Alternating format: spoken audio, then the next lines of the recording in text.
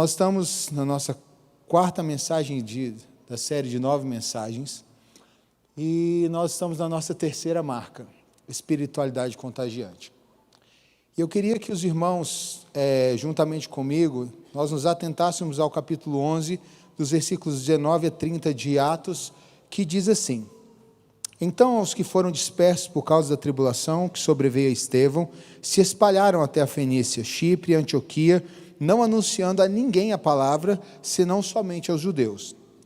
Alguns deles, porém, que eram de Chipre e Cirene, e que foram até Antioquia, falavam também aos gregos, anunciando-lhes o evangelho do Senhor. A mão do Senhor estava com eles, e muitos, crendo, se converteram ao Senhor. A notícia a respeito deles chegou aos ouvidos da igreja que estava em Jerusalém, e enviaram Barnabé até Antioquia. Tendo ele chegado e vendo a graça de Deus, alegrou-se e exortava a todos que, com firmeza de coração, permanecessem no Senhor. Porque era homem bom, cheio do Espírito Santo e de fé. E muita gente se uniu ao Senhor. E partiu Barnabé para Tarso à procura de Saulo. Tendo-o encontrado, levou-o para Antioquia, e por todo um ano se reuniram naquela igreja e ensinaram numerosa multidão. Em Antioquia foram os discípulos pela primeira vez chamados cristãos. Naqueles dias desceram alguns profetas de Jerusalém para Antioquia, e apresentando-se um deles, chamado Ágabo, dava a entender pelo Espírito que estava para vir grande fome por todo o mundo, o qual sobreveio nos dias de Cláudio. Os discípulos, cada um conforme as suas posses, resolveram enviar socorro aos irmãos que moravam na Judéia. O que eles, com efeito, fizeram, enviando aos presbíteros por intermédio de Barnabé e de Saulo. O livro de Atos é um livro, assim, fantástico. Eu já tive a oportunidade de pregar uma série de mensagens na nossa comunidade de fé sobre o livro de Atos. Assim como Hebreus capítulo 11, que é o texto áureo sobre a descrição da fé e dos heróis da fé, eu creio que tanto Hebreus 11 quanto Atos, o livro de Atos, são dois textos que estão inacabados. A galeria dos heróis da fé continua sendo escrito, assim como o livro de Atos continua sendo escrito pela igreja do Senhor Jesus, enquanto Jesus Cristo não voltar. Existe um movimento que começou com Mark Driscoll nos Estados Unidos, chamado Atos 29. Porque, justamente por isso, por acreditar que os atos da igreja não acabaram.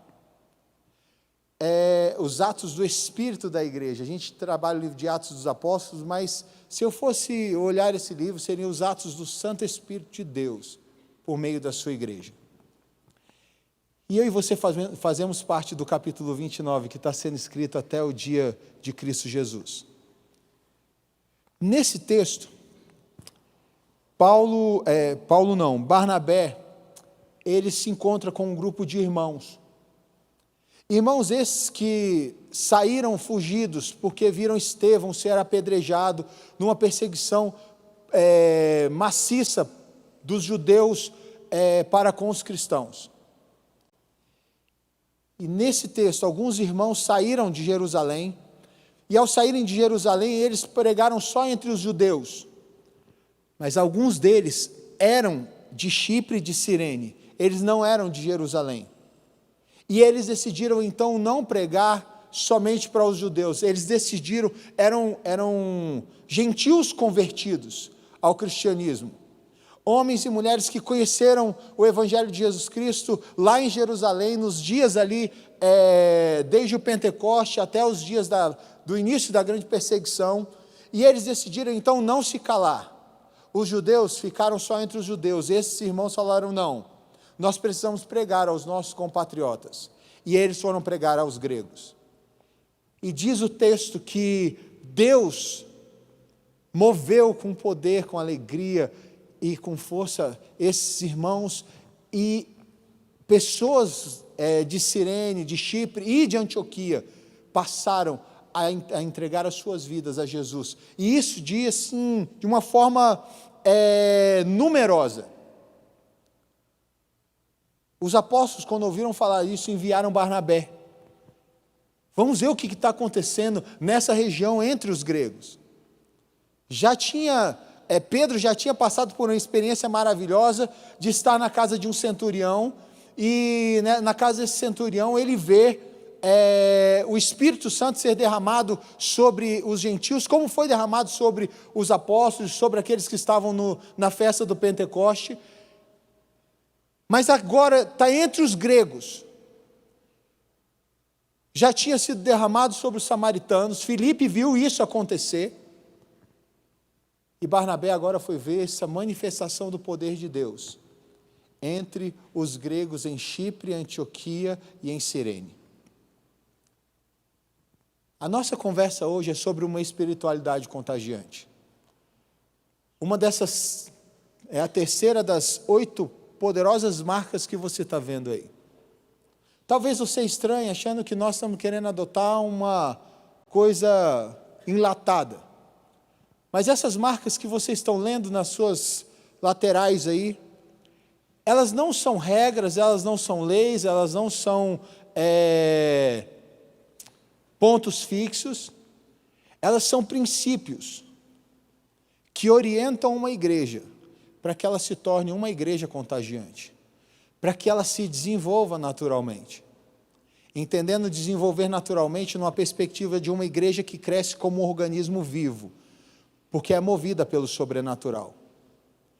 E não existe, em nenhuma outra perspectiva nossa, que estamos querendo conversar com os irmãos sobre essas 8 marcas, a ideia de formatar na cabeça dos irmãos isso. Nós queremos viver com os irmãos princípios poderosos, como a liderança multiplicadora que investe nas próximas gerações e nos próximos líderes, na perspectiva bíblica de que uma geração testifica a outra geração as glórias de Deus. Nós queremos que a igreja viva junto conosco, nós queremos viver como igreja. Ministérios de pessoas que entenderam os seus chamados, os seus propósitos, a vocação de Deus para as suas vidas, entenderam aquilo que Deus os chamou para fazer e farão apaixonadamente, porque farão para Deus, para a glória de Deus, para a bênção do seu povo e para que o reino seja expandido por toda a terra. Mas para que tudo isso aconteça, nós precisamos viver o contexto de uma espiritualidade contagiante. Uma espiritualidade que vai marcar a história da nossa geração. Homens e mulheres que não vão conseguir ficar só entre os seus arraiais. Homens e mulheres que não vão silenciar a sua voz no meio de perseguições, ou ficarão só entre o seu grupinho, mas pessoas que vão ousar e vão olhar para fora, vão olhar além, vão dizer a outras muitas pessoas que precisam ser impactadas por aquilo que impactou a minha vida. E é isso que acontece nesse texto. E Barnabé, esse homem que é descrito de uma forma assim, tão impactante, diz que ele era um homem bom, cheio do Espírito Santo e de fé. Esse homem vai ver essa igreja que está crescendo, e ele vai conhecer esses irmãos que tiveram seus corações incendiados pela mensagem do Evangelho. E nós sabemos que esses irmãos que chegaram até Chipre, até Antioquia, até Cirene, são homens e mulheres que viviam o mesmo contexto de Atos capítulo 2, que era a igreja que partia o pão de casa em casa, que perseverava na doutrina dos apóstolos, na oração, na comunhão. E essa igreja continua caminhando, essa igreja continua vivendo, essa igreja agora chega nessa cidade e diz: nós queremos revelar a Cristo Jesus. E aqui eu quero começar a diferenciar o que é uma espiritualidade contagiante do que são ritos religiosos.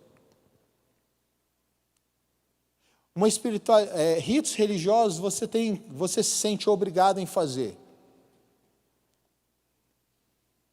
E uma das perspectivas da não espiritualidade contagiante é quando eu e você começamos a nos medir em relação ao outro. Olha, eu oro mais, eu leio mais a Bíblia, eu faço mais jejum, eu dou mais o meu dízimo, eu vou mais à igreja, então eu sou mais santo, eu tenho mais autoridade, eu tenho mais poder, eu tenho mais espiritualidade, eu sou mais próximo de Jesus. Não, isso não é uma espiritualidade contagiante. Isso são ritos que você pode colocar, achando que você pode comprar a graça de Deus, ou o poder de Deus, como Elimas o mágico, chegou para Pedro e para os outros apóstolos e disse: olha, faz o seguinte, quanto custa isso que vocês têm? Eu quero ter esse poder de curar as pessoas, quanto custa? E Pedro olha para ele e fala assim: você é doido? Você está cheio do diabo? Aparta de nós, porque você não tem parte nesse ministério. Pessoas que se medem dessa forma, pelo quanto eu leio a Bíblia, pelo quanto eu oro, pelo quanto eu jejuo, pelo quanto eu dizimo, pelo quanto eu vou à igreja, por quantos ministérios eu tenho, essas pessoas estão vivendo ritos religiosos. Uma espiritualidade contagiante. Faz com que nós vivamos uma vida apaixonada por Cristo Jesus. E aí nós oramos, não numa perspectiva de número, mas numa perspectiva de qualidade, de intimidade. Nós buscamos ser íntimos de Deus. Eu quero ler algumas citações de homens, de teólogos, avivalistas, missionários, pregadores, quase 300 anos de história vão ser lidos nessas citações. Leonard Ravenhill diz assim: para fazer frente a esta geração ávida pelo pecado, só uma igreja ávida pela oração. Por mais erudito que um homem seja, ou por mais perfeita que seja a sua capacidade de expressão, mais ampla sua visão das coisas, mais grandiosa sua eloquência, mais simpática sua aparência, nada disso toma o lugar do fervor espiritual. É pelo fogo que a oração sobe aos céus. O fogo empresta asas à oração, dando-lhe acesso a Deus, comunica-lhe energias e torna aceitável diante do Senhor. Sem fogo não há incenso, sem fervor não há oração. Pela E.M. Bounds, um puritano do século XVIII. Pela fé e pela oração, fortaleça as mãos frouxas e firme os joelhos vacilantes. Você ora e jejua? Importune o trono da graça e seja persistente em oração. Só assim receberá a misericórdia de Deus. John Wesley, um grande avivalista inglês do século XVIII. Todo declínio espiritual começa com a negligência da oração. Nenhum coração pode desenvolver-se bem sem muita comunhão íntima com Deus. Não existe nada que possa compensar a falta dela. Beride. Sempre que Deus tenciona exercer misericórdia para com o seu povo, a primeira coisa que faz é levá-lo a orar. Matthew Henry. A maior necessidade de nossos dias é poder do alto. Charles Finney, um grande avivalista inglês do século XIX. Numa grande igreja, com capacidade para 1.000 pessoas, há uma placa comemorativa do trabalho de John Geddy, com os seguintes dizeres: quando ele chegou aqui em 1848, não havia nenhum crente, e quando ele saiu em 1872, não havia mais incrédulos. John Geddy, pai das missões presbiterianas nas Ilhas dos Mares do Sul. Do dia de Pentecostes até hoje, todos os grandes avivamentos que tem havido, nasceram da oração conjunta dos crentes, mesmo que em número de apenas 2 ou 3. E depois que essas reuniões de oração cessam, nenhum desses avivamentos continua. Dr. Pearson. Aqueles que deixaram a mais profunda marca nessa terra, amaldiçoada pelo pecado, foram homens e mulheres de oração. Você descobrirá que a oração é a força poderosa que tem movido não somente a mão de Deus, mas também o homem. Mude. Eu disse que oração, que esses ritos, porque eu oro mais, porque eu leio mais a Bíblia, eles não revelam uma espiritualidade contagiante. Quando eu uso isso como comparação. Mas quando eu faço isso, apaixonado pelo que o Senhor Deus fez na minha vida, eu começo a viver essa vida em que as pessoas olham para mim, e o texto vai dizendo lá no versículo 26, que em Antioquia foi a primeira vez que os discípulos de Jesus foram chamados de cristãos. Hoje nós nos apresentamos como cristão como algo fácil, nós nos apresentamos como tal, mas esse texto revela uma cidade que olhou para aqueles discípulos, para Barnabé, para os que pregaram o evangelho para os gregos, para aquela igreja que se reunia naquela cidade, para Paulo que estava ensinando também o evangelho naquela cidade. Ele olhou, a cidade olha para aqueles homens e os chama de cristão, e a palavra cristão aqui, ela tem alguns significados muito importantes para mim e para você, porque aqui revela um povo de uma espiritualidade contagiante, um povo que entendeu que uma vida como testemunho de Jesus, uma vida cujos lábios, o coração e as atitudes, eles mostram, eles revelam Jesus Cristo, eles são impulsionados a levar as pessoas a Cristo Jesus. Essa cidade olha para esses irmãos e chama-os de cristão na perspectiva de pequenas porções de Cristo, é um dos significados da palavra cristão. E outro significado que também é muito importante é o povo do Cristo. Nas duas ideias, existe uma ligação de pertencimento e de revelação de quem nós somos. É uma questão de identidade e é uma questão de revelação de quem nos impulsiona, que é Jesus Cristo. Ou nós somos pequenas porções desse corpo maravilhoso que é o corpo de Cristo, ou nós somos integrantes, cidadãos desse povo que foi chancelado e que foi chamado por Cristo Jesus na cruz e na ressurreição para ser chamado pelo seu nome, o povo de Cristo, o povo do Cristo. Em Antioquia, esses discípulos foram conhecidos como esse povo do Cristo e como essas pequenas porções de Cristo Jesus que caminham pela terra. Uma espiritualidade contagiante nos move a revelarmos ao mundo,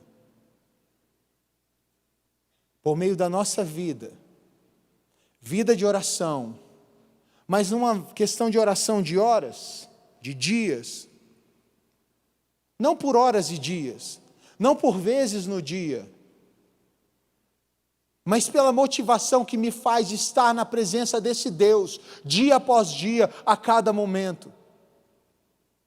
Jonathan Edwards, antes do seu sermão, sua primeira mensagem mais impactante, Pecadores nas mãos de um Deus irado, ele passou 3 dias inteiros em jejum e oração, sem comer nada, sem beber nada, só orando dentro do bosque. Ele entra dentro de um bosque próximo da casa dele, em oração e jejum durante esses 3 dias, ele lendo essa mensagem, pecadores nas mãos de um Deus irado. Quando ele levanta o rosto para ver a sua igreja, ele vê uma igreja de joelhos clamando: Deus, não me permita estar no inferno.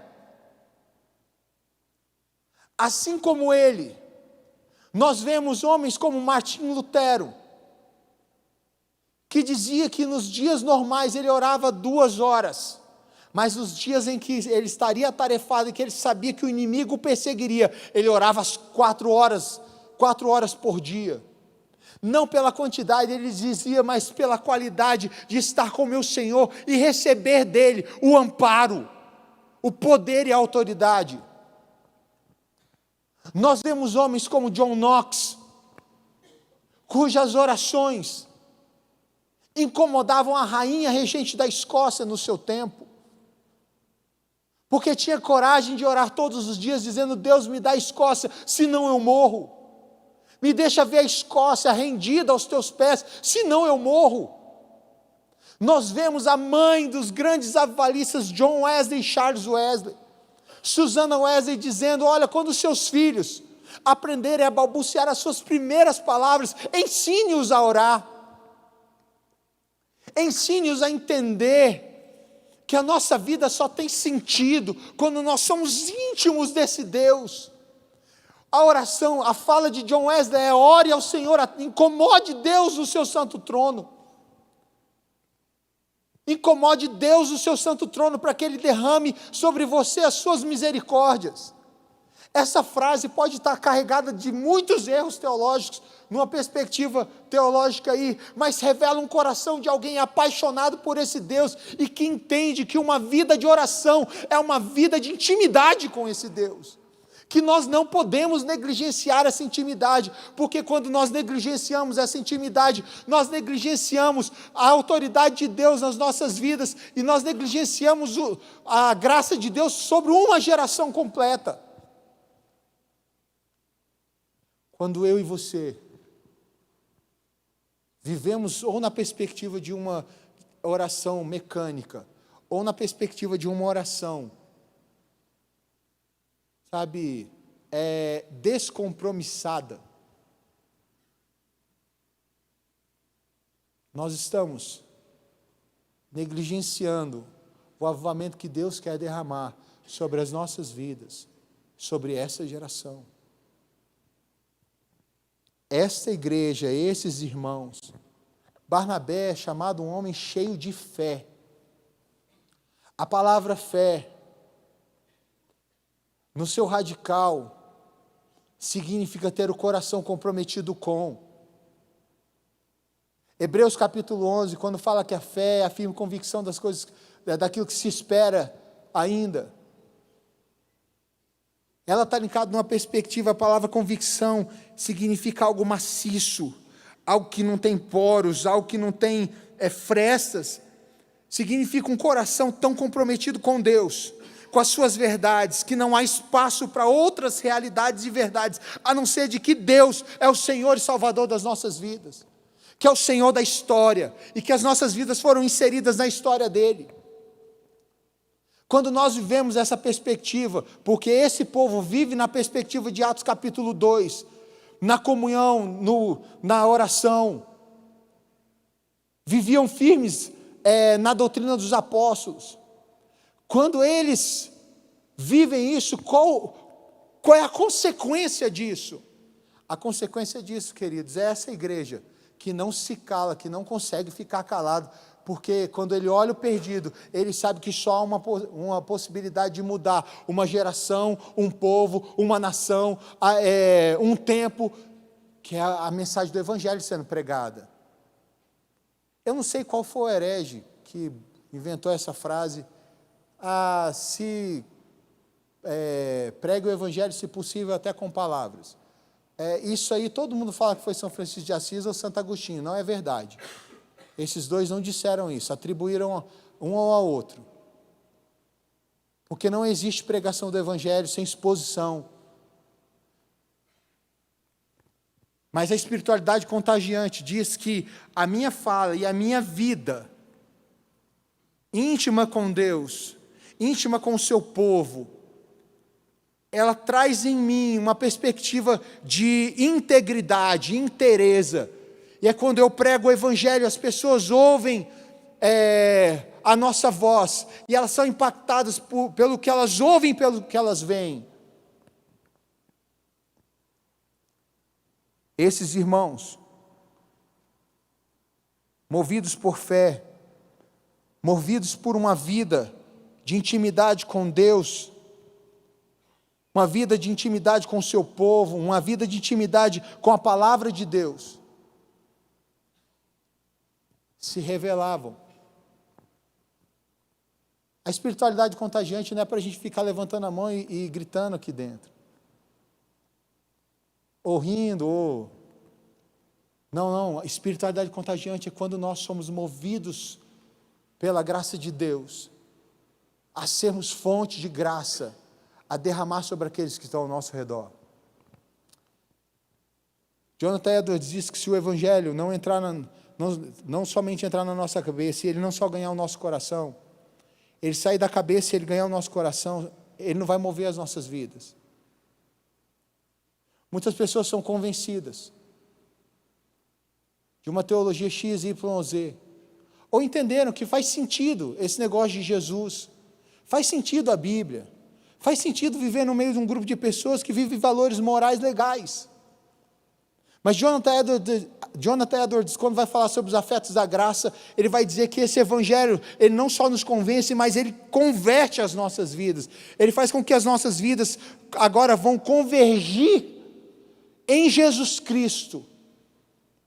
E a partir desse momento nós somos impulsionados a pregarmos o evangelho, vivendo o evangelho. Isso é uma espiritualidade contagiante. Igrejas crescem dessa forma. Quando a sua vida de oração, quando a sua vida de leitura e quando o seu debruçar com as Escrituras são mais do que um ato mecânico, mas são um ato de adoração, de busca de intimidade, de louvor, de crescimento espiritual para derramar sobre as pessoas. Nas muitas frases que eu li aqui, quase que todos eles disseram a mesma coisa. Se eu e você queremos ver uma igreja crescendo, e quando eu digo igreja crescendo, eu não estou falando de uma denominação que começou a ganhar número, para você ficar feliz, olha, eu faço parte de uma igreja, de uma instituição com muitos membros. Não é isso. Nós estamos falando de uma igreja que vive um movimento de avivamento de Deus na história de Deus, que foi chamado por esse Deus para realizar os atos desse Deus, na história que Ele está querendo redimir, na geração que Ele quer tocar, no povo que Ele te colocou aqui, para pregar o Evangelho a este povo. A espiritualidade contagiante está linkada à perspectiva da fé. E a fé em Hebreus diz que ela tem uma questão prática e uma questão sobrenatural. E a questão prática não é pragmática, mas é que a fé nos impulsiona a vivermos aquilo que falamos, a tocarmos as pessoas, ao caminho das nossas comunidades de fé, como Pedro fez com aquele coxo que estava no caminho, enquanto ele estava indo para a oração. Em Atos diz que esse homem pede para Pedro uma esmola. Pedro poderia ter olhado para ele, cara, eu estou atrasado para o culto, eu tenho agora o meu horário de oração lá, eu vou perder não dá para perder mas ele para, e ele olha para aquele homem e diz, olha, eu não tenho nem prata nem ouro, mas o que eu tenho eu te dou, em nome de Jesus o Nazareno, levanta e anda, cara. A fé é essa perspectiva prática, em que eu revelo a graça de Deus, na minha vida, que está na minha vida para a vida dos outros, aonde eu tenho contato, e não dá para você ser testemunha de Jesus, aqui dentro, sentado nesses bancos, cara. Porque aqui para mim, todo mundo é igual mesmo, eu tenho que acreditar que todo mundo que está aqui, embora as Escrituras digam que nem todo mundo, mas eu quero acreditar que todo mundo que está aqui é salvo. Mas eu só vou saber sobre a sua realidade de fé, segundo Tiago, lá fora, quando as suas obras apontarem a sua fé, e não dizer que aquilo que você crê está morto. Porque existe uma diferença entre tradição, e aqui eu não estou falando de, volta a falar, não é barulho, não é nada disso, espiritualidade contagiante, cada igreja na sua perspectiva, desde a igreja pentecostal, igreja histórica, igrejas de comunidade, várias outras linhas teológicas, arminiano, calvinista, metodista, luterano, congregacionais, cada uma igreja tem a sua perspectiva litúrgica diferente, mas todas elas, todos nós, precisamos apontar Jesus Cristo nas nossas ações, no nosso dia a dia. Nós precisamos revelar às pessoas. A fé sem obras é morta, por isso que é a diferença entre tradição e tradicionalismo. Tradição é a fé viva de homens que até já morreram. Calvino, Lutero, Wesley, George Whitefield, Ashbel Green Simonton, John Knox, tantos outros. Sophia Miller, Tradicionalismo é a fé morta de pessoas que estão vivas. São pessoas que são presbiterianas, reformadas, calvinistas, mas não são discípulos de Jesus Cristo e não são chamados de cristãos por aqueles que estão ao seu redor. A espiritualidade contagiante passa por meio de um povo que vive uma intimidade tão poderosa com esse Deus, que não se cala. Mais ou menos como Deus, quando chama Jeremias e diz: olha, eu não vou permitir que os seus lábios fiquem calados. Quando eu falar, você falará. Ali foi no chamado profético de Jeremias, mas no chamado da igreja. Nós respondemos a graça de Deus com obediência. O amor de Deus com obediência, a graça de Deus com uma vida santa. E essa vida santa de um povo separado, e essa vida de um povo obediente às verdades de Deus, nos impulsionam a olhar para essa geração e dizer para essa geração: vocês necessitam de Jesus Cristo. Assim como eu necessitava de Jesus Cristo, assim como a graça de Deus me alcançou e me alcança todos os dias, vocês também precisam disso.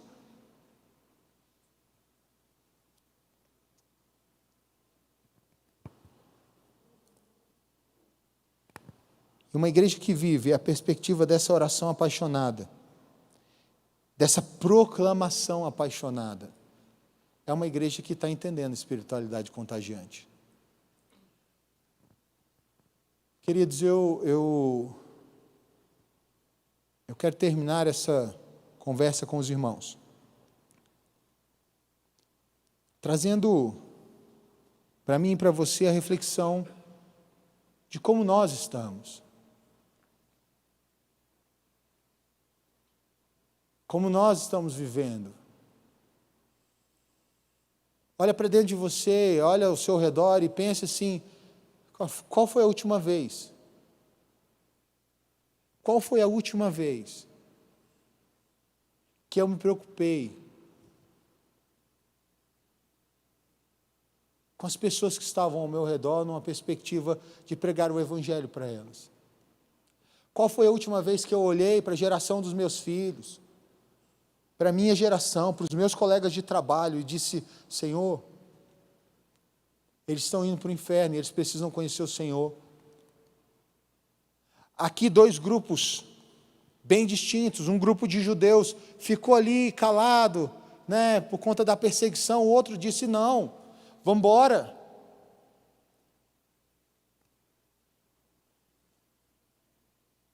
Nós temos vivido dentro da nossa comunidade de fé pessoas que têm sido perseguidas por conta do cristianismo, por viverem realmente o cristianismo. E às vezes a gente tem medo de ser perseguido pelo Evangelho. A gente gosta da vida confortável, mas uma espiritualidade contagiante nos tira da zona de conforto e nos leva à zona de confronto. Porque cada momento, presta atenção, se tem uma coisa que o diabo faz com que a igreja, para parar a igreja, é fazer com que a igreja não ore, fazer com que a igreja não medite. Aqui não estou falando só leia, não só estude, mas é meditar, fazer com que isso faça sentido ao seu coração e impulsione e marque todas as áreas da sua vida. Não é só uma leitura mecânica, não é só um estudo teológico de tratados teológicos, mas algo que vai fazer sentido para a sua vida, para o seu casamento, para a sua paternidade, para a sua profissão, para o seu curso universitário, para o seu dia a dia, para os seus relacionamentos, para os seus afazeres.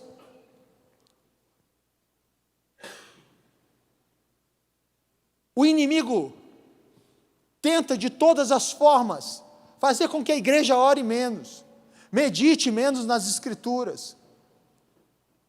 Isso faz ou não faz sentido para você? Olha o seu dia, olha a sua semana e veja se durante a semana, como você chegou às Escrituras, se chegou, como tem sido a perspectiva da sua oração, se ela tem sido apaixonada por Deus ou só se ela tem acontecido por desencargo de consciência, porque eu não orei ontem, porque eu não orei essa semana. George Whitefield acordava às 4 horas da manhã para ler as Escrituras de joelhos. E ele passava 4, 5 horas lendo e orando as Escrituras. Eu não estou pedindo para você fazer isso. Eu só estou falando para que você e eu possamos olhar os princípios desses caras. John Wesley, de tanto orar na beirada da sua cama, as marcas dos joelhos dele ficaram no assoalho da casa. Como tem sido as nossas vidas de oração? Porque isso moveu o coração desses homens a transformar a história da geração deles no tempo em que eles viveram. A Inglaterra foi impactada, e os Estados Unidos foram impactados por John Wesley e George Whitefield. E você que está sentado aqui nessa noite, pode ser instrumento de Deus para impactar a história da sua geração. Isso é uma espiritualidade contagiante.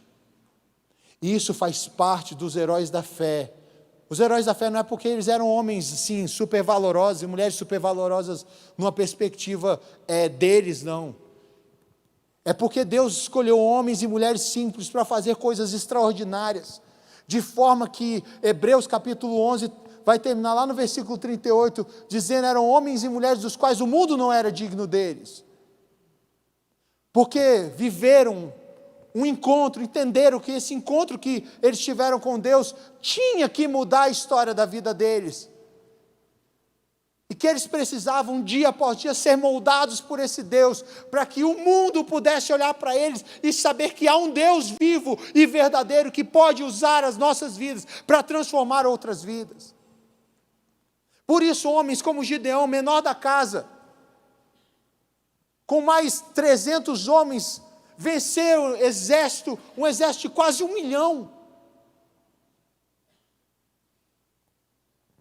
Por isso que jovem como Davi, derrubou gigantes, porque entenderam. Eles sabiam a identidade deles, aonde eles estavam alicerçados. E nós podemos olhar vários exemplos nas Escrituras, queridos. E Deus está chamando a mim e você, para que eu e você possamos viver essa espiritualidade contagiante, orarmos apaixonadamente, irmos para as Escrituras na perspectiva de dizer assim, que as Escrituras possam transformar as nossas vidas. Estar na presença de Deus, estar com o povo dele, que é uma outra marca de uma espiritualidade contagiante. Pessoas que vivem essa espiritualidade, elas gostam de agregar, elas não são eremitas, não vivem como ermitões ou ermitãos, mas elas vivem como corpo, como povo de Deus. E sim, são perseguidos, são caluniados, são difamados, são levados a um monte de lugares que não vão desejar, porque as pessoas sabem que elas são povo de Deus, elas são povo do Cristo, elas são pequenas porções de Cristo Jesus por onde elas caminham.